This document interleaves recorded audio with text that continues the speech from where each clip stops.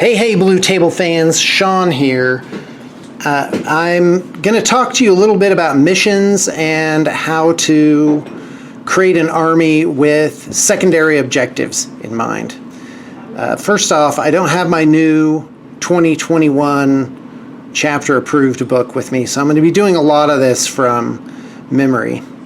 All right, so first off, missions typically have 4 to 6 objectives on the board, and I'm showing you here some of the different configurations. Now, in missions where there's 6 objectives, they're called 2-3 missions, meaning if you control 2 objectives, you get 5 points at the end of your command phase.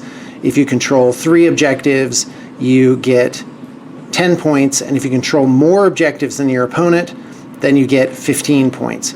Now, some of the missions only have 4 objectives, so obviously you can't require someone to control all 3 to be reasonably halfway there. So those are called 1-2 missions, where if you control 1 objective, you get 5 points, 2 objectives, you get 10 points, and then, of course, more than your opponent, as before.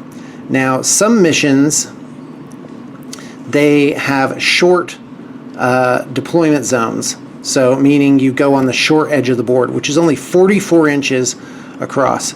So when you're making your army list, and others, by the way, they go the long way, which is 60 inches. That's 16 inches longer than doing it the short way.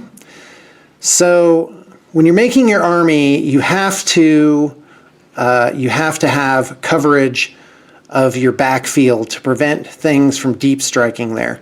Now, I use the term deep strike. That's actually from older editions. I mean anything that comes on the board in subsequent turns. When you're playing matched play, like official type games, you can only bring things in from the second turn and on. But some armies, they have the ability to move things around on the very first turn.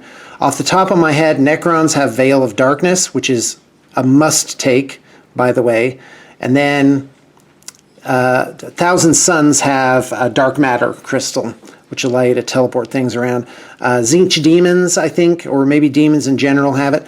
So anyway, when you make your army, you've got to consider how you're going to keep those objectives in your backfield secure, while at the same time, meaning something physically standing on them, while at the same time preventing these deep strikers from getting into the backside of your deployment zone. So, like in this example where there's 5 objective markers, you would need something to be actually on this objective, but you would also have to cover this. It's called screening out deep strikers is what I've heard it called. And so the question is, how many units do you need in the back here to screen out deep strikers? And the answer is on the short edge 3, on the long edge 4. And that's really good coverage because you push everything back beyond 9 inches. Now there's some things, at least one in Genestealer Cult, that allow them to deep strike and then move in closer, but the thing is they need the space to begin with. So what happens is, let's say you put a unit right here where you see my cursor, and so it creates like a bubble around it. The problem is, if you put it right here, and the bubble goes like this, there's this little triangle in the corner where something can deep strike in. So those deep strikers typically are on 32 millimeter bases, and there's 5 of them. So they need at least like a 3 by 4 inch area to come in. So that's something to consider. You can leave a little triangle, but yeah, you have to consider what do they have in reserves or reinforcements that can actually fit in that. So what I mean is, let's say you're playing against an orc player and they've kept some storm boys in reinforcements. Well, those storm boys need a certain footing to get in here. They need a certain amount of space. So you can leave a little bit of space here if you need to stretch your screen out. But and as long as it's smaller than the amount that they literally need to fit in, then you're fine. And when they're setting up, don't let people squeak in closer than the 9 inches just to fit them in. Actually get out a tape measure and measure it out. And if they're a 1/4 inch too close, You'd be like, I think you're a little too close. And if you've measured it right, then that means that they can't get into that spot. So basically, for a short table edge, if you have 2 units, one here and one here, that's not going to be enough. And then never mind that you need something on this center objective. So you really need 3 units in the back. One of the top lists at a recent grand tournament in Utah was Death Guard, and they had, what are they called? Oh, now I can't, Plague Burst Crawlers. And those things are, I think, 220 points each, and he had 3 of them. So 660 points were dedicated to these 3 big tanks to put in the backfield. And I gotta tell you, they were worth it because they perform amazingly. And here's why. And I'm getting to a very important point. When you're making your army, you've got to have enough models that can hang back and screen out those deep strikers that want to come in and steal your backfield objectives. You got to get rid of those guys. Anyway, so to do the long board edge, you've got to have typically 4 units. Yeah, just a little bit is fine. Okay, so the other thing to consider is the size of these backfield models. So if it's a tank and has a big old footprint, that actually spreads out that 9-inch bubble a little bit. If it's a unit and you can get the unit of like 10 guys to spread out a little bit, that also makes them have better coverage. If it's just one guy back there, that helps, but his bubble is actually a little bit smaller.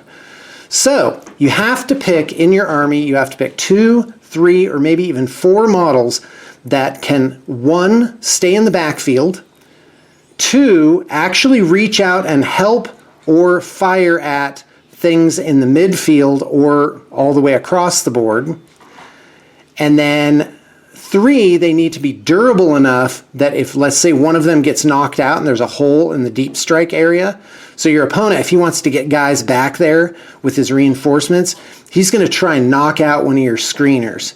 So you got to make them tough. And otherwise, if they get in there, you're doomed. And I actually lost against a Gene Stealer cult army because of this. I had screened the whole thing out, but I left a little strip here on one side, and that's all he needed. And I was playing dumb, inexperienced, and that's all he needed to get in there, move them forward a little bit with whatever their special ability was, and then just steamroller laterally across all these sort of weak defenders back here.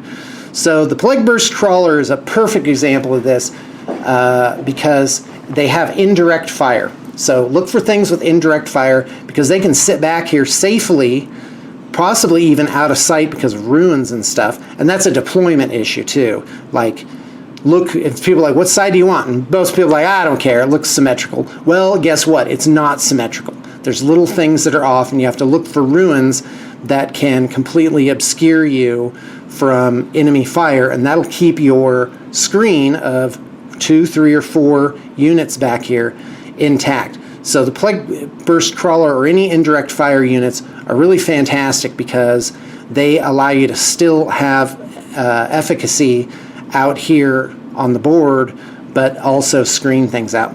Now, I think artillery is a good choice for this because artillery, usually it says, in fact, let's just go ahead and read orcs here.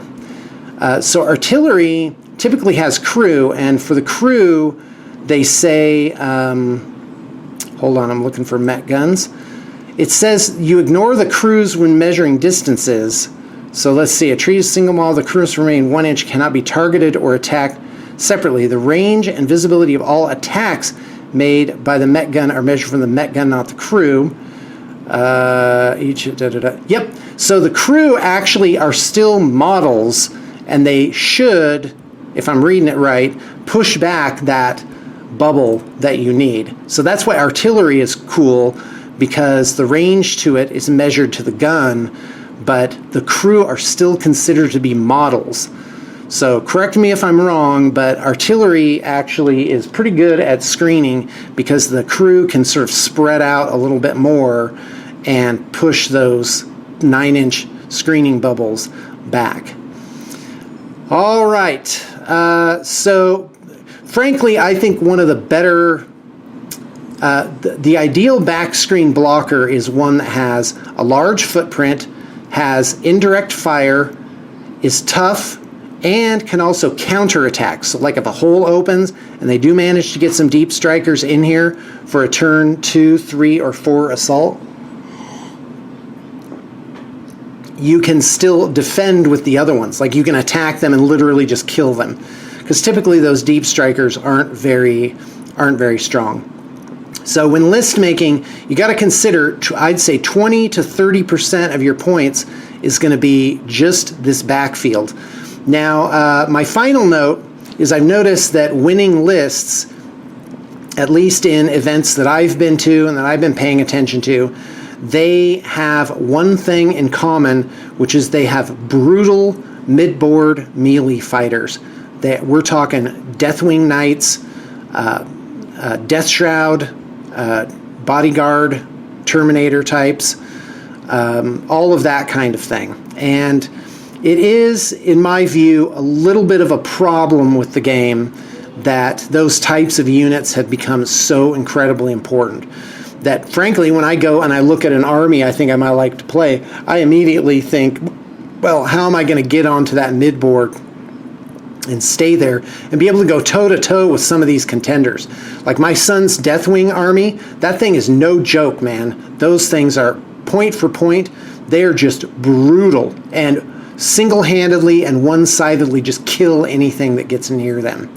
So I'm not sure exactly what the counteraction is against that. And frankly, like for Eldar, I'm looking at D-cannons, and because I think those they're indirect fire, they have crew, they're not incredibly strong, but they are strong in terms of defense, right? They're only toughness 5, wounds 5, 4 up save, which is actually decent. They can hold their own against some things. So, but they do have this D cannon, which can blow things off of those mid-board objectives. All right, that's all I got to say about that. Thanks for tuning in, and I hope I got your usefulness for the day.